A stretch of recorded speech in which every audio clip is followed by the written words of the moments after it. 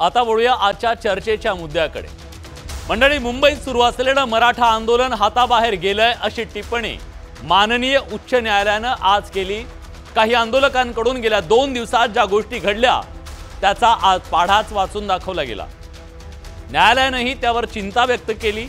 मुंबईत संपूर्ण उच्च न्यायालय परिसराला घेराव घालण्यात आला। उच्च न्यायालयाच्या न्यायमूर्तींच्या गाड्या अडवण्यात आल्या। त्यांना उच्च न्यायालयामध्ये येण्यापासून अडवण्यात आल्याचं न्यायमूर्तींकडून स्वतः सांगण्यात आलं। पण प्रश्न आहे, आंदोलकांना नियंत्रित करण्याची जबाबदारी नेमकी कुणाची आहे? हे प्रशासनाचं अपयश नाहीये का? हे आंदोलन सरकारच्या आणि आंदोलनकर्त्यांच्या सुद्धा हाताबाहेर जातंय का? आझाद मैदानावर शांततेत सुरू असलेल्या आंदोलनात काही बाहेरचे हुल्लडबाज शिरलेत का? खरं तर सरकार मुंबईत आहे, त्यामुळे न्यायासाठी माणसं मुंबईतच येणार। अनेक आंदोलनं धडकतात मुंबईत, अशी अनेक आंदोलनं आजवर मुंबईनं पाहिलेली आहेत। अतिविराट असा मराठा मोर्चा मुंबईनं पाहिला, पण त्यातली शिस्त जगाला हेवा वाटावा अशी होती। जगानं त्याची दखल घेतली। त्या आंदोलनात कोण नव्हतं? वकील होते, डॉक्टर होते, इंजिनियर होते, प्राध्यापक होते, त्यांच्यासोबत सगळ्यांची सहानुभूती होती। त्या सगळ्याचं कौतुक झालं, त्या शिस्तीचं कौतुक झालं। पण आझाद मैदानावरचं आंदोलन काहीसं अनियंत्रित होतंय का असा प्रश्न पडलाय। त्याचं कारण म्हणजे एकीकडे मनोज जरांगे पाटील आपल्या जीवाची बाजी लावून आमरण उपोषण करत आहेत, तर दुसऱ्या बाजूला आंदोलनात शिरलेल्या काही हुल्लडबाजांमुळे मराठा आरक्षण आंदोलनाचं गांभीर्य हरवतंय का असा प्रश्न विचारला जातो। हे आंदोलन खेळ नाहीये, आयुष्याचा खेळ झाला म्हणून उठलेला एल्गार आहे। या आंदोलनाच्या बुडाशी वेदना आहे, 4 दशकांची सल आहे, अण्णासाहेबांचं बलिदान आहे, अनेकांचा त्याग आहे, तपश्चर्या आहे, संघर्ष आहे आणि प्रचंड मोठी अस्वस्थता आहे। जिथं आपला नेता एका निर्धारानं आपला जीव पणाला लावतोय, तिथं हुल्लडबाजी गालबोट लावत नाहीये का?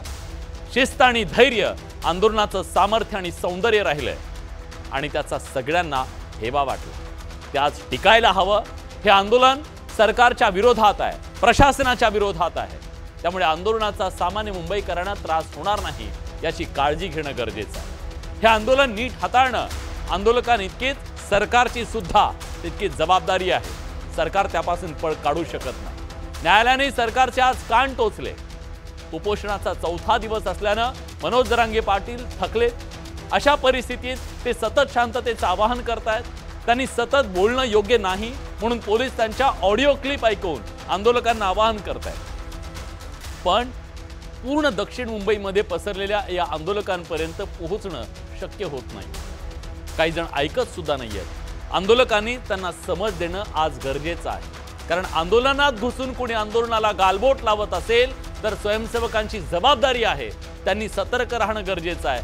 अशा लोकांना वेळीच खड्यासारखं बाजूला करणं गरजेचं आहे, कारण हेतूपासून आंदोलन भरकटता कामा नये। पोलीस आपले आहेत, त्यांच्यावर आधीच प्रचंड ताण आहे, त्यांना सहकार्य करायला हवं।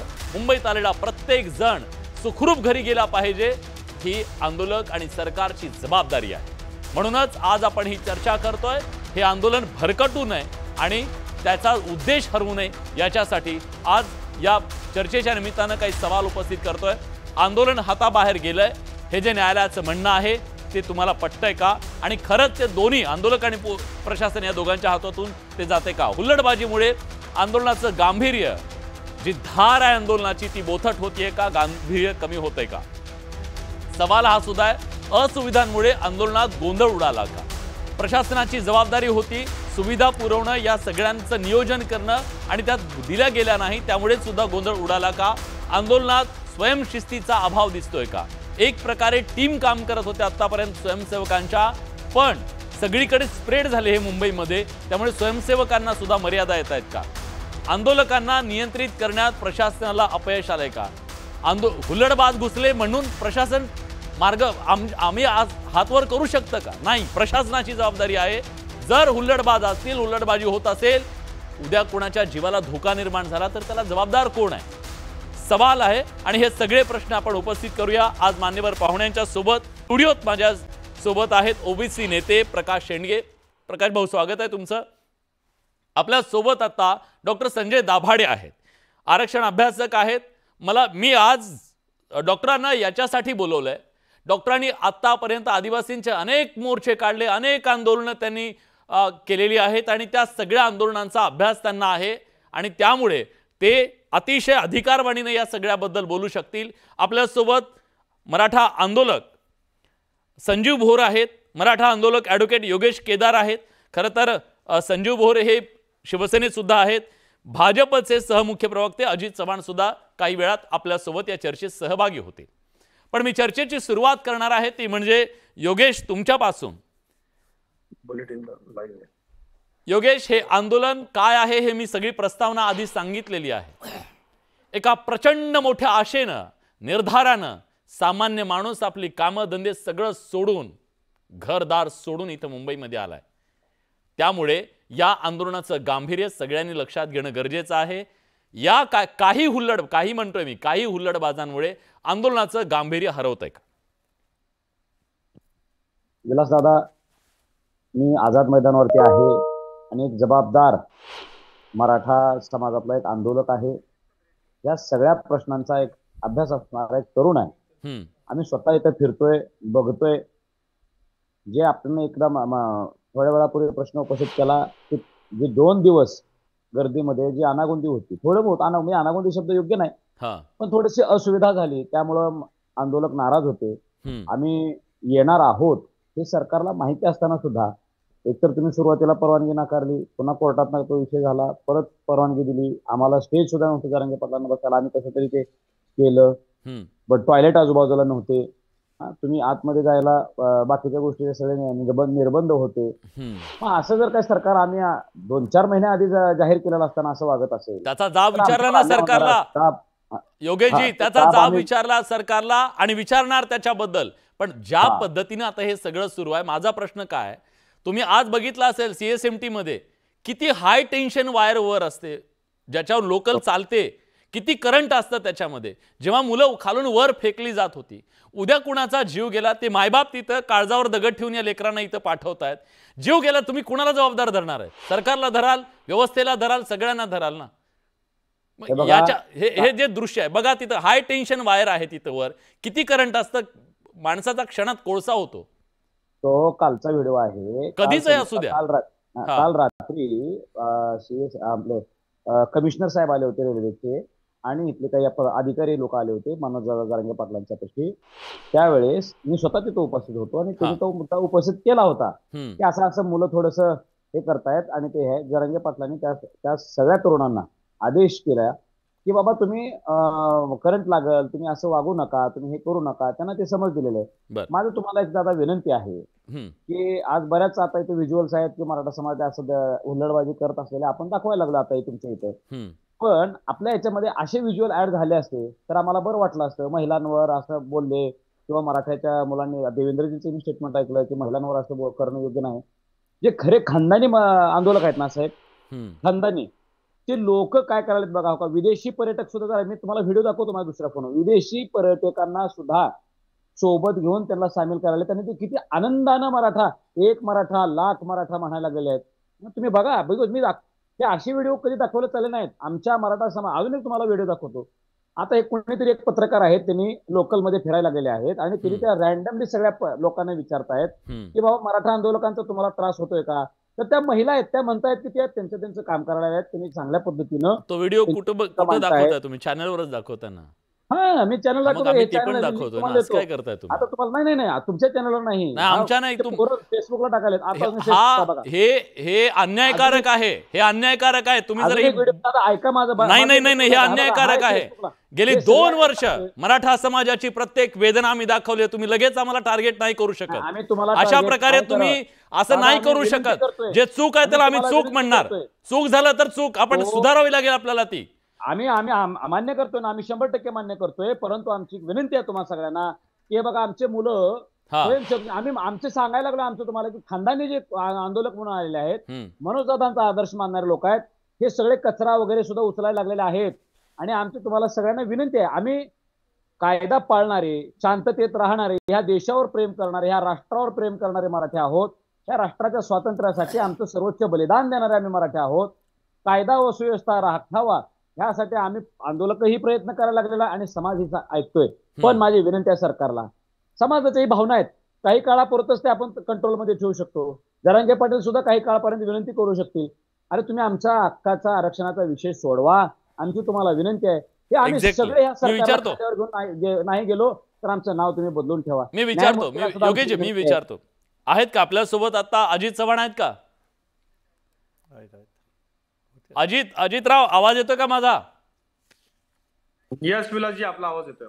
अजितराव, आज ही जी सगळी परिस्थिती निर्माण झालेली आहे, जे दिसतंय आज मुंबईमधलं चित्र, तुमची जबाबदारी नाहीये ही?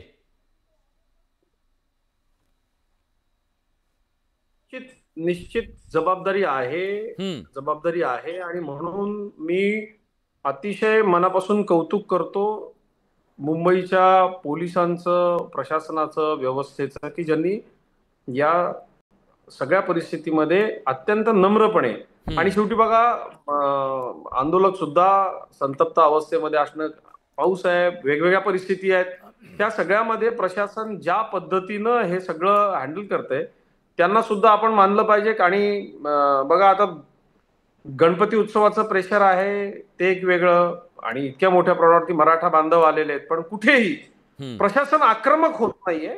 आमची सुद्धा कुठेही भाषा आक्रमक नाहीये. म्हणजे मी पुन्हा अगदी दरवेळी ते सांगितलंय की मनोज जरांगेंचा सुद्धा सुरुवातीला अगदी तोल सुटला होता. ते अद्वा तद्वा बोलत होते, परंतु सरकारच्या वतीनं अतिशय नम्रपणे त्याला सगळ्याला उत्तर देण्याचं काम सुरू आहे.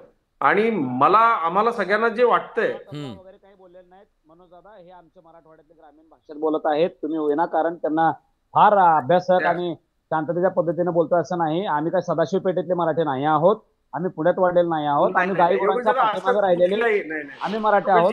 भाषा आणि बरं, एक एक जण बोलूया. नाही योगेशजी, असं नाही. योगेशजी, आपण कुणालाही हिणवण्याकरता आलेलो नाही. तुम्हालाही माहितीये, मलाही माहितीये, आपण सरकारकडनं 2 वर्ष सातत्यानं प्रयत्न करून मराठा समाजाचे इतके मोठे प्रश्न सोडवून घेतले. देवेंद्रजींमुळे, एकनाथ शिंदे साहेबांमुळे 17-18 हजार लोकांचे अडकलेले सर्टिफिकेट्स आपल्याला मिळाले. 1061 लोकांची नियुक्ती मिळाली. EWS गेले, ट्रान्झिटमध्ये असलेल्या मुलांचे प्रश्न सुटले. आपण जर त्यांना शिव्या देणार अजितराव, पुन्हा मराठा सगळ्यांना माहिती आहे. चूक काय केलाय, चूक काय केलाय. चौथा दिवस आहे आंदोलकांचा, आंदोलन उपोषणाचा चौथा दिवस आहे. उपोषणाचा चौथा दिवस आहे. काय चर्चा पुढे जाते हे कळत नाहीये लोकांना. लोकांच्या मनातली अस्वस्थता चुकीची आहे का? लोकांना कळलं पाहिजे पुढे चर्चा काय होते, मार्ग निघतोय का काय नाही, ते डेडलॉक का आहे, संवादाचा अभाव काय. या सगळ्यामध्ये एक गोष्ट आपण लक्षात घेतली पाहिजे की ज्या पद्धतीनं आता सध्या संविधानिक चौकटीत हे कसं बसेल त्याच्या बाबतीमध्ये चर्चा सुरू आहे. मंत्रिमंडळाची एक उपसमिती याकरता राज्य सरकारनं नेमलेली आहे. ती उपसमिती स्वतः न्यायमूर्ती शिंदे साहेब तिथे जाऊन आले. आज अनेक वेगवेगळ्या महोदयांशी तिथं हे ज्याच्यातले तज्ज्ञ जे आहेत त्यांच्याशी चर्चा सुरू आहे. विलासजी, माझे नेते आदरणीय देवेंद्रजींनी अगदी सुरुवातीपासून स्पष्टपणे सांगितलंय, मी टिकणारं आरक्षण, म्हणजे बघा या महाराष्ट्रात एकच असा नेता आहे ज्यांना आरक्षण दिलं, ते टिकवून दाखवलं, ते आज माझ्या समाजाला मिळते. म्हणून मी म्हटलं की मी मराठा आहे, मला कुणबीच नको, मला मराठा आरक्षण द्यायचं तर द्या, कारण ते टिकणार नाही आणि टिकलं नाही तर आमच्या समाजाची मोठी फसगत होईल. ठीक आहे, मी त्या वेगळ्या मुद्द्यावर येतो आता, आपण त्याची चर्चा करू. मला शक्यतो वाद टाळायचा. ओबीसी नेते आपल्या प्रकाश शेंडगे आपल्या सोबत आहेत. आज ओबीसींची मीटिंग झाली मुंबईमध्ये. ही सगळी परिस्थिती असताना आता ओबीसीनी सुद्धा इथे यायचं आणि या सगळ्या याच्यामध्ये आपलं एक आंदोलन सुरू करायचं. तुम्ही पण मग टायमिंग चुकतंय का तुमचं सुद्धा? आपल्याला हे शांत ठेवावं लागेल ना. तुम्ही आताच आम्हाला पण यायचं असा इशारा देणं हे कितपत योग्य आहे? नाही, कसं आहे की हे आंदोलन गेले 4 दिवस आम्ही वेट अँड वॉचच्या भूमिकेत होतो. आम्ही आंदोलनाची भूमिका आम्ही आज घेतलेली आहे. बरं, ज्यावेळी हे आंदोलन सरकारच्या ह्याच्या पलीकडे गेलं, नियंत्रणाच्या, आणि जरांगे पाटलांच्या सुद्धा नियंत्रण पलीकडे गेलं आहे, त्यांचं सुद्धा ते सांगून थकले, त्यांची प्रकृती ठीक नाही आहे. अशा अवस्थेत ते आव्हान करतायत. एकदा नाही, दिवसातून 5-6 वेळा आवाहन करतायत. पण आंदोलक काय त्यांचं ऐकायच्या मनस्थितीत नाही आहेत. असं एवढं मोठं आंदोलन ज्यावेळी त्यांनी 4 महिन्यापासून त्याची तयारी केलेली आहे, त्यामुळे किती लोक येणार आहेत, काय किती लाख लोक येणार आहेत, किती गाड्या येणार आहेत याची कल्पना जरांगे पाटील नक्कीच होती. त्यामुळे ती कल्पना जी आहे आणि प्रशासनानुसार ती कल्पना येणं आवश्यक आहे. त्यामुळे नियोजनाचा अभाव जो आला की कुणी कुणाचं ऐकत नव्हतं, कुणाला कोणा माहीत नव्हतं, किती आंदोलक येणार आहे कुणाला माहीत नाही, आणि अचानक हा लोंढा जो आला आणि त्यामुळे प्रशासन हतबल झालं. जरांगेचं कुणी ऐकायला तयार नाहीये आणि म्हणून आज कोर्टामध्ये एक मिनिट, त्यामुळं आज नाईलाजानं शेवटी कोर्टामध्ये हा विषय न्यावा लागला आणि शासनाला प्रशासनाला कोर्टाला विनंती करायला लागेल की तुम्ही समजते आंदोलकांना म्हणून. पहिल्यांदा असं घडतं एखादं आंदोलन सुरू असताना म्हणून आम्ही आज ही बैठक घेतली की दोघेही हतबल झाले. इथं मुंबईकरांचा इथं वेठीत धरण्यात आलेला आहे. सगळी दक्षिण मुंबई जी या अख्ख्या देशाची आर्थिक राजधानी आहे, आर्थिक नाड्या इथं आहेत आणि तिची बदनामी सगळ्या देशभर होत आहे. आणि आज हे आंदोलन हतबलता सरकार बघून शेवटी सरकार योगेशी मला बोलू द्या, तुमच्या भावना मला समजतायत, पण आमच्या ओबीसीच्या भावना पण ऐकण्याची मनस्थिती आपण ठेवली पाहिजे ना. शेवटी गरिबांचं आरक्षण आहे हे तुम्ही ऐकून घ्या. आपलं म्हणणं तर ऐकून घ्या. त्यांचं म्हणणं पूर्ण होत्या, मी तुम्हाला वेळ देतो. तर हे ज्यावेळी सरकारच आता हातबल झालेलं आहे त्यामुळे सरकारकडून काय निर्णय का आमच्या विरोधात होतोय काय ह्या ह्याच्यातून आम्ही आजची बैठक घेतली. आज सगळ्या समाजाचे नेते म्हणजे या ठिकाणी आले आणि त्या ठिकाणी असं ठरलं की आम्हाला अस्तित्वाचा लढा जो आहे तो शेवटी आम्हाला द्यावाच लागेल आहे. कारण शेवटी गरिबांचं आरक्षण जे आहे शेवटी कायद्यानं चालणारं राज्य आहे. मूळ मागणी आता ह्याची मागणी काय, जरांगे पाटलांची मूळ मागणी काय की आता आम्हाला ओबीसीतलंच आरक्षण पाहिजे आणि सरसकट सगळा मराठा समाज जो आहे त्याला कुणब्यांचे दाखले द्या आणि ओबीसी करा आणि ओबीसीतलंच आरक्षण पाहिजे. मग ओबीसीने काय करायचं? ह्या ओबीसी म्हणजे आहेत कोण या महाराष्ट्रामध्ये?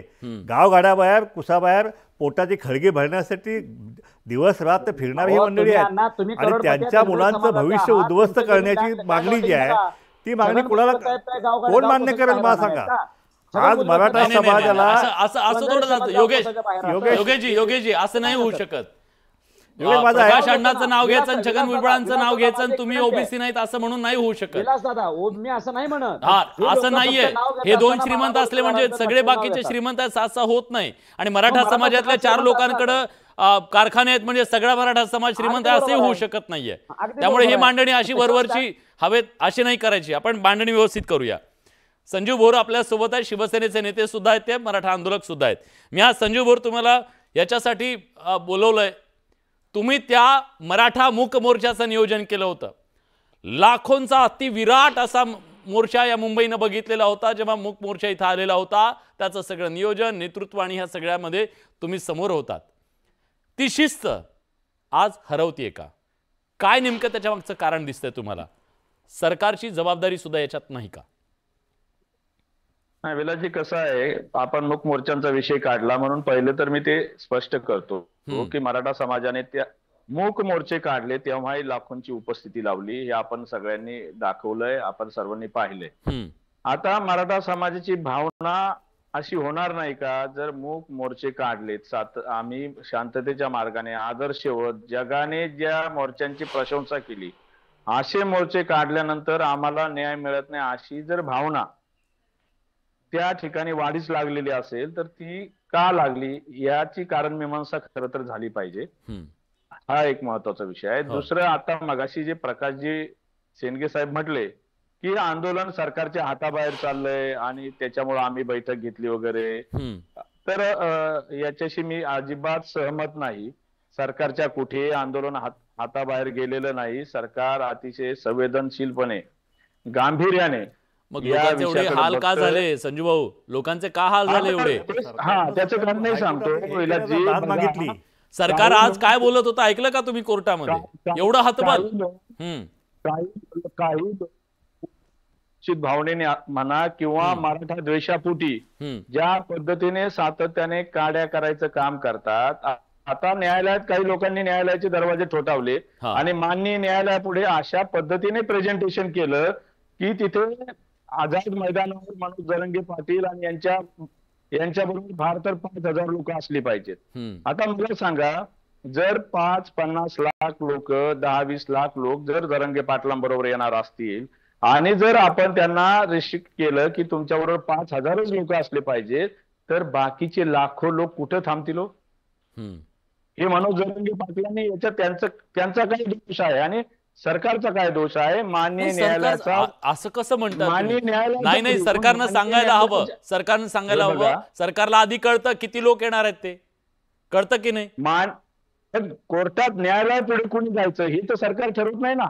माननीय न्यायालयापुढे ज्या पद्धतीने काही लोकांनी मराठा द्वेषापोटी या आंदोलनाबाबतचं चित्र रंगवलं आणि त्यातून जे न्यायालय शेवटी न्यायालयाच्या बातम्यांवर निर्णय देत नाही, न्यायालयासमोर ज्या बाजू मांडल्या जात असतात, जे पुरावे किंवा ज्या पद्धतीने तिथे भूमिका मांडली जाते, कायदेशीर आधार घेऊन असेल तर त्यावर न्यायालय निर्णय देतं. न्यायालय चॅनल पाहून आणि बातम्या पाहून निर्णय देत नाही, हे आपल्यालाही माहिती आहे.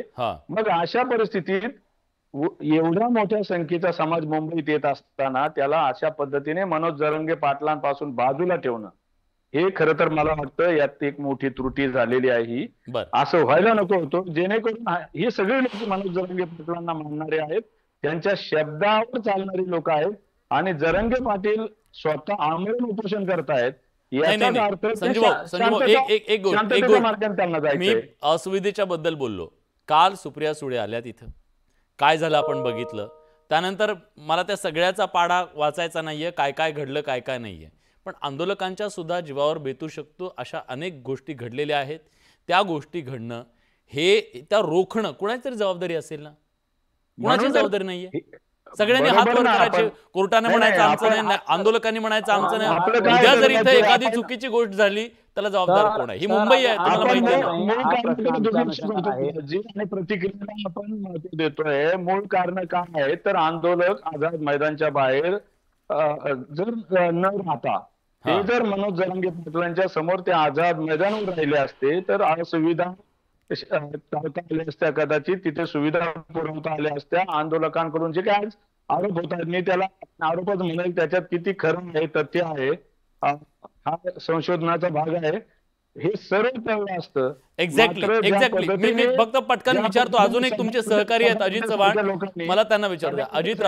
अजितराव, तुम्हाला अंदाज आला नाही का हो? बघितलं हे एवढ्या मोठ्या संख्येने आंदोलक इथे येऊ शकतात आणि आपल्याला काय परिस्थितीला सामोरं जाऊ लागू शकतं? खरं तर इंटेलिजन्स असतं ना इथं.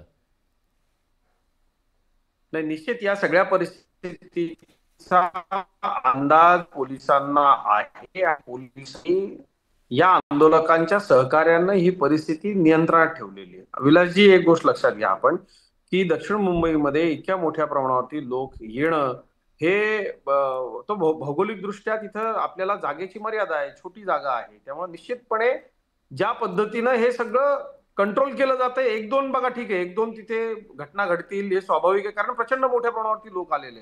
पण प्रशासनाला हे माहिती होतं. ते आंदोलन जर आपण यावेळेला नाकारलं असतं, जसं आता संजीव भाऊ म्हणतायत तसं, की शांततेनं मोर्चे झाले, लाखांचे मोर्चे झाले, सगळ्या गोष्टी झाल्या, पण मग ते मुंबईत यायला थांबवलं असतं तरी देखील उद्रेक झाला असता. विलासजी, आपण सगळे मिळून, आता फक्त माझं एकच आव्हान असेल की या सगळ्यामधनं मराठा समाजाला टिकणारं आरक्षण ही जी मागणी आहे ते असं लगेच इन्स्टंट नाही ना होणार. आपण जी लढाई लढतोय आता कधी होणार? त्यांनी वेळ दिला ना तुम्हाला, असं काय करताय? त्यांनी वेळ नाही का दिला? सांगा बरं तुम्ही. 3 वर्ष सुरू आहे. न्यायालयामध्ये लढाई सुरू आहे विलासजी. हे योगेशजींना माहितीये, संजय भाऊंना माहितीये. आम्ही सगळे पहिल्या दिवसापासून काय म्हणतोय तुम्हाला, की ज्यांनी तुम्हाला दिलंय, एक तर त्यांना शिव्या देऊ नका. त्यांना शिव्या घातल्या तर परत आम्ही समाजाची कामं घेऊन त्यांच्याचकडे कसं जाणार? आम्ही 2-2 वर्ष अगदी रस्ते अडवून आमच्या समाजाची कामं सगळी करून घेतली. माझं म्हणणं इतकंच आहे की ज्या पद्धतीनं आता आपण मागतो ना, ते संविधानिक दृष्ट्या योग्य नाही ना. आपल्याला संविधानिक दृष्ट्या योग्य चौकटीत ते मागावं लागेल. चौकटीत मागावं असं म्हणताय. मला डॉक्टर संजय दाभाडे सरांना या चर्चेत आणायचं. सर, मी उशिरा तुमच्याकडे येतोय, माफ करा त्याच्याबद्दल. विलासजी, दाभाडे सर, मराठवाड्याच्या मराठा बांधवांचा प्रश्न सुटत होता. बरं ठीक आहे, आपण बोलू त्याच्याबद्दल. एक वेगळा मुद्दा आहे तो. सर, मी तुम्हाला आज याच्यासाठी मुद्दाम इथं बोलवलं. अनेक आंदोलनं तुम्ही हाताळली, अनेक आंदोलनं तुम्ही केली, मुंबईपर्यंत आणली. आदिवासींचं ते आंदोलन, असे अनेक आंदोलनं आहेत. या आंदोलनाकडे तुम्ही कसं पाहताय? सध्याची जी परिस्थिती निर्माण झालेली आहे त्याच्या मागचं कारण काय वाटतं? कोण चुकलं? ही परिस्थिती हाताबाहेर जाण्याच्या आधीच नेमकं काय करायला हवं? मुळामध्ये कोणतंही आंदोलन जे सुरू होतं त्याची इत्यंभूत माहिती ही गुप्तचर विभागाकडून राज्य शासनाला, मुख्यमंत्री महोदयांना आणि गृहमंत्री महोदयांपर्यंत पोहोचलेली असते. आणि मराठा आंदोलनाचा आजपर्यंतचा अनुभव लक्षात घेता किती ताकदीनं मराठा आंदोलन त्या ठिकाणी पोहोचणार आहे, धडक मारणार आहे मुंबईपर्यंत, याचा निश्चित अंदाज हा गृहमंत्री आणि मुख्यमंत्री महोदयांना होता. परंतु त्याची योग्य दखल त्यांनी घेतली नाही. पूर्वी ज्या काही घटना अनुचित घडल्या त्याच्यातनं धडा ते शिकले नाहीत आणि त्यांनी अतिशय चुकीच्या पद्धतीने हे आंदोलन आता हाताळलेलं आहे. आणि सगळ्यात महत्वाची गोष्ट म्हणजे अन्न असेल, पाणी असेल, त्याचप्रमाणे शौचालय असतील, एकूण जी सोयी सुविधा असतात त्याच्यावर एकूण शासनाने त्याची दखल न घेतल्यामुळे त्याचा पुरवठा बंद करण्यात आला. ही अतिशय गंभीर आणि निषेधार्ह अशी गोष्ट आहे. महाराष्ट्र शासन आणि मुख्यमंत्री महोदय आणि गृहमंत्री महोदय हे यांच्या वतीनं अन्न पाणी या ठिकाणी पुरवठा बंद करण्यात आला. आम्हाला भीमा कोरेगावचा पूर्वीचा अनुभव आहे. 2018चा आम्हाला भीमा कोरेगावचा अनुभव आम्ही घेतलेला आहे. अन्न पुरवठा आणि पाणी पुरवठा कसा बंद केला जातो हे आम्हाला माहिती आहे. परंतु ह्याही बाबतीमध्ये जसं 2018 मध्ये भीमा कोरेगाव मध्ये झालं त्याच पद्धतीने ह्या वेळेस सुद्धा मुंबईमध्ये अन्न पुरवठा, पाणी पुरवठा बंद झाला आणि याची संपूर्ण जबाबदारी ही माननीय मुख्यमंत्री महोदयांची आहे. त्यांनी ती जबाबदारी नीटपणे पेललेली नाही. याच्यामध्ये मला फारसा दोष आंदोलकांना देता येणार नाही. हा संपूर्ण दोष जो आहे तो राज्य सरकारचा आहे, मुख्यमंत्री महोदयांचा आहे आणि तेच याला दोषी आहेत. ठीक आहे अजितराव, आता या पुढच्या काळामध्ये उद्या पुन्हा न्यायालयामध्ये सुनावणी होणार आहे. आज काय झालं ते सगळ्या महाराष्ट्रानं बघितलेलं आहे. या आंदोलनाला कुठल्याही प्रकारचं गालबोट लागू नये यासाठी काय खबरदारी सरकार घेत आहे? नाही, वेगवेगळ्या माध्यमातून आम्ही त्या ठिकाणी इंटेलिजन्स तर उत्तम पद्धतीने घेत आहोतच, परंतु एक आपल्याला सांगतो, इथं आजपर्यंत एकही कुठं वादाची ठिणगी उडाली नाही. त्याचं कारण असं, प्रशासन आंदोलकांशी अत्यंत नम्रपणे वागतंय आणि माननीय मुख्यमंत्री उपमुख्यमंत्र्यांच्या सूचना आहे की आंदोलकांना कुठल्याही पद्धतीने तिथं बळाचा वापर होता कामा नये. कारण आता ही सगळी मंडळी मुंबईला आलेली आहेत. मुंबईत आल्यानंतर काहीसा थोडासा अधीरपणा आहे की आता मात्र हा प्रश्न सुटला पाहिजे. त्यामुळं बऱ्याच ठिकाणी काहीशे आमचे आंदोलक आक्रमक होत आहेत, काही ठिकाणी रस्ते अडवले जात आहेत. हे खरं आहे सगळं. मुंबईकरांना या अशा आंदोलनाची सवय नाहीये कारण मोठ्या संख्येनं आंदोलक आलेले. पण सगळ्यात मोठी खबरदारी याच्यामध्ये विलासजी, मला असं वाटतं आपण थोडं प्रशासनाचं याच्यामध्ये, आपण पत्रकार आहात, तिथली सगळी परिस्थिती भौगोलिक सगळी आपल्याला माहिती आहे. निश्चितपणे आपण त्यांचं मनोबल वाढवण्याची आता आवश्यकता आहे. निश्चित आपण त्यांचं मनोबल वाढवू. ऑलरेडी मी सांगितलं, माझ्या निवेदनात सुरुवातीला सांगितलं, ऑलरेडी या यंत्रणेवर प्रचंड ताण आहे. आणि ही कोण माणसं आहेत? पोलीस म्हणजे कोण आहेत? आपल्यातले आहेत ना. हे का कुठून परग्राहून आलेत का? आपल्यातले आहेत ना हे सगळे. आणि या सगळ्यांवरचा ताण पण आपण समजून घेतला पाहिजे. पोलिसांना जर सर निष्पक्ष तुम्ही विचारला, सर माझी विनंती आहे तुम्ही बघा, आम्ही जी गावाकडनं आणलेल्या भाकरी आहेत ना सर, भाकरी चटणी आम्ही पोलिसांना खाऊ घालायला येतो. ते पोलीस सुद्धा एन्जॉय करायला येते. सरकारला फक्त काय आहे की मराठ्यांची अडवणूक करण्यासाठी, मराठ्यांना थोडस काही लोक बदनाम करण्यासाठी प्रयत्न करायला लागलेले आहेत. माझी विनंती आहे, आपण सुद्धा विलास दादा त्याच्यातनं बाहेर आल्यानंतर बघा, काही पत्रकार ते स्वतः समोर बघायला लागलेले आहेत. आम्ही मराठे जे आमच्या भाकरी आणलेल्या आहेत ना खायच्या, भलेही आम्हाला काही दिवस त्रास दिलेला असं, पण आज आम्ही वाटायला लागलेलो आहे. मुंबईत येणाऱ्या सर्वसामान्य येणाऱ्या वाटसुऱ्याला सुद्धा मराठी जीव घालायला लागलेले आहेत सर. आम्ही काहीही कुणाला त्रास देत नाही आहोत. उलट या मुंबईतला व्यापार वाढलाय. आज तुम्ही बघितलं ह्या सीएसटीच्या आजूबाजूला तर प्रचंड मोठ्या प्रमाणात खरेदी आहे. आम्हाला लागणार, आम्ही ताडपत्री घ्यायलोय. योगेशजी एक गोष्ट करा, एक गोष्ट नक्की सांगा. तुम्ही बाकी इथं बाजू मांडताय, तुम्हाला मांडणं गरजेचं आहे. मनोज जरांगे पाटील यांनी दिवसातून 5 ते 6 वेळा अशा परिस्थितीत त्यांना बोलावं लागतंय ना, याच्यातच सगळं फेल्युअर आहे. त्यांना एवढ्यांदा सांगावं लागतंय ओरडून ओरडून की बाबा नका करू असं काही. याच्यात सगळ्या गोष्टी आलेल्या आहेत. तुम्ही बाजू मांडता तो भाग वेगळा आहे. अरे तो माणूस जीव पणाला लावलाय तिथं अशा परिस्थितीमध्ये गांभीर्य हरवता कामा नये, ही गोष्ट तुम्हाला मान्य आहे की नाहीये? नाही, हे 100% मान्य आहे. मनोज दादा जरांगे पाटलांवर जे प्रेम करणारे लोक आहेत, त्या आंदोलनाच्या बाबतीत ज्याला भूमिका माहिती आहे, अशी सगळी माणसं मी जबाबदारीने सांगतो, हे शिस्त पाळायला लागले. पण आता सध्या काय आहे, आज 4था दिवस आहे आणि सरकार प्रचंड मोठ्या प्रमाणात इगो करायला लागलेलं आहे. हे महाराष्ट्रात दिसायला लागले. पूर्वीचे प्रोएक्टिव्ह राहिलं पाहिजे ना. एकनाथ शिंदे साहेब फार ते मंत्री पाठवायचे, काही बऱ्याच गोष्टी पाठवायचे, अशा गोष्टी आता दिसत आहेत का? यायला ते उद्या पोलिसांचं काम करतील असं देवेंद्रजींकडनं आपण अपेक्षित होतं. पण एक शिष्टमंडळ तुमचं शिष्टमंडळ द्यावं चर्चेसाठी, अशा प्रकारची एक मागणी केली जाते. मुख्यमंत्र्यांनी पण त्याच्याबद्दल सांगितलं, माईकवर चर्चा होऊ शकत नाही, तुम्ही शिष्टमंडळ द्या चर्चेला पुढे, असं म्हणतायत सरकारच्या वतीनं. माननीय मुख्यमंत्री महोदयांनी ते स्टेटमेंट आज केलेलं आहे. साहेब, माननीय मुख्यमंत्री महोदयांनी ते स्टेटमेंट जे तुम्ही म्हणताय येतो अजितराव येतो आज केलेलं आहे. माझी अशी विनंती आहे, माझी अशी एससीबीसीचं आरक्षण, ते म्हणतात एससीबीसीचं आरक्षण तुम्हाला का मान्य नाही? आता मुद्द्यावर या. जर असं असेल ना चर्चा एकनाथ शिंदे साहेबांनी जे आरक्षण दिलं गेलं, एससीबीसीचं आरक्षण 10% आरक्षण जे कोर्टाच्या हातावर टिकलेलं आहे, त्याचं आरक्षण घेतलेलं सुद्धा आहे समाज बांधवांनी, ते आरक्षण जे आहे जरांगे पाटलाला का मान्य नाही आहे? नाही, आम्हाला जरांगे पाटलालाही मान्य नाही ना आम्हाला सगळ्या मराठा समाजालाही मान्य नाही. याचं कारण आहे, जर राज्य शासनानं आम्हाला आयोग नेमून सामाजिक आणि शैक्षणिक मागास ठरवलेला असेल तर आम्ही संविधानानुसार इंदिरा साने जजमेंटनुसार 50% आतल्या आरक्षणाला पात्र आहोत.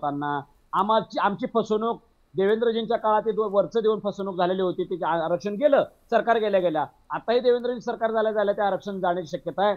याचं कारण आम्ही त्याचा अभ्यास केलेला आहे. आमचा हिस्साच 50% जाताना आमच्या जमिनीवर अतिक्रमण केलेलं आहे. 23 मार्च 1994 आमचा जे काही हिस्सा हिरावलेला आहे, शरद पवार साहेबांनी आमच्या पाठीत खंजीर खुपसलेला आहे. ते फक्त आम्ही काय म्हणतो त्या आरक्षण. ठीक आहे दाभाडे सर, मी 30 सेकंद देतो. दाभाडे सर तुमची कमेंट. दाभाडे सर तुमची कमेंट, नंतर अजितराव. मला असं या संदर्भात म्हणायचं आहे की आदरणीय जरांगे पाटील साहेब हे अभ्यासू व्यक्तिमत्व आहेत, परंतु एकूण जर बघितलं आपण तर या आंदोलनाकडे एकूण वैचारिक नेतृत्वाचा अभाव आहे. म्हणजे एक बुद्धिजीवी वर्गाचं एक केडर बेस्ड ऑर्गनायझेशन ज्याला आपण म्हणतो. डॉक्टर साहेब, मी सुद्धा वकील आहे. मनोज जरांगे पाटलांचा किती अभ्यास आहे तुम्हाला माहित नाही साहेब. माझी विनंती आहे, अतिशय चांगले अभ्यासक आहेत. मी तेच म्हटलं सर, आदरणीय जरांगे साहेब अतिशय चांगले अभ्यासक आहेत. फक्त एक ज्याला आपण वैचारिक नेतृत्वाची जी फळी म्हणतो ती या आंदोलनाकडे नाही. म्हणजे मी या ठिकाणी विशेषतः उल्लेख करेन की आदरणीय आह साळुंके साहेब आहेत, आदरणीय बीजी कोळसे पाटील साहेब आहेत, आदरणीय श्रीमंत कोकाटे साहेब आहेत, आदरणीय प्रवीण गायकवाड साहेब आहेत. ही संपूर्ण विचारांची बुद्धिजीवी मंडळी जी आहे, जी एका अर्थाने मराठा समाजाचं एक वैचारिक नेतृत्व करू शकते, ही संपूर्ण मंडळी या आंदोलनामध्ये आपल्याला दिसत नाहीये. या गोष्टीचं मला वाईट वाटतं आणि आश्चर्य पण वाटतं. आणि दुसरा एक मुद्दा असा याच्यामध्ये, ज्या पद्धतीनं आणि दुसरा एक मुद्दा त्याच्यामध्ये मुद्दा मांडायचा आहे, ज्या पद्धतीने योगेशजी दुसरा एक मुद्दा जाणवतोय तो, मनोज जरांगे पाटील उपोषणाला बसलेले आहेत. त्यांची 4थ्या दिवसाच्या नंतर तब्येत कशी आपल्याला माहिती आहे. हे सगळं हँडल करणं त्यांना एकट्याला आताच्या परिस्थितीमध्ये, ते दक्षिण मुंबईभर हे आंदोलक पसरलेले आहेत. टीम बी जी आहे ना, दुसऱ्या फळीतल्या टीमची जबाबदारी की हे सगळ्या गोष्टी हँडल करणं आणि त्याच्यावर नियंत्रण ठेवणं. कारण ह्याच्यातून एखादी चुकीची गोष्ट घडली ना तर एवढं चांगलं आंदोलन सुरू आहे, शांततेत सुरू आहे, त्याला गालबोट लागू शकतं, ते लागू नये. टीम बी टीम सी असलं काही कसलंही नियोजन या ठिकाणी नाही आहे. कारण जर अशा प्रकारे एवढं मोठं आंदोलन हाताबाहेर गेलं तर या देशामध्ये 2 आंदोलन अशी पाहिली, जे मणिपूरचं आंदोलन जे आरक्षणाची लढाई झाली त्याच्यामध्ये सुद्धा शेकडो लोक मारले गेले. मला महाराष्ट्रात राजस्थानचं जे आहे मला कुठला उल्लेख करायचा नव्हता, मला कुठल्याही याचा उल्लेख करायचा नव्हता. समजणे वाले को इशारा काफी असं म्हणतात, तसं आपण सूचक बोलावं म्हणून मी महाराष्ट्रातल्या जनतेला सांगतो. कदाचित तुम्हाला आज आता असं वाटत असेल की या गोष्टीचा एवढा बाऊ का केला जातोय आणि माध्यमांवर सुद्धा खूप बोललं गेलं, पण तसं नाहीये. ही मुंबई आहे, संवेदनशील आहे. इथं एक माणूस सुद्धा घुसला चुकीचा तर याचा दुरुपयोग करून या महाराष्ट्राला मोठी जखम देऊ शकतो. त्याचं गांभीर्य लक्षात यावं म्हणून आज ही चर्चा केलेली आहे. हे वेळीच झाल्यानंतर काही बोलून उपयोग नाहीये, होऊ नये याच्यासाठी आजच काळजी घेणं गरजेचं आहे. केवळ ती हुल्लडबाजी म्हणून त्याच्याकडे दुर्लक्ष करून चालणार नाही. हे आंदोलनाला कुठेही डाग लागता कामा नये. आलेला प्रत्येक माणूस साधा माणूस आहे, तो सुखरूप घरी गेला पाहिजे या भावनेसह आज आपण ही चर्चा केलेली आहे. खूप खूप धन्यवाद सगळ्यांचे. न्यूज 18 लोकमतच्या या चर्चेत आपण आलात. बघा प्रेक्षकांचं काय मत आहे. न्यायालयानं जे आज नोंदवलं की हे आंदोलन हाताबाहेर जात आहे, त्याच्याबद्दलचं प्रेक्षकांचं काय मत आहे, प्रेक्षकांना काय वाटतं? 35% लोकांना होय वाटतंय, 65% लोकांना नाही वाटतंय. लोकांची भावना आहे आणि तुमची भावना आम्हाला सुद्धा मान्य आहे, पण भावनेच्या पलीकडे जाऊन सुद्धा आपण विचार केला पाहिजे. आंदोलनाचं गांभीर्य कणभर सुद्धा कमी होता कामा नये. आजच्या बडे मुद्द्याच्या चर्चेत आपण इथेच थांबतोय. धन्यवाद.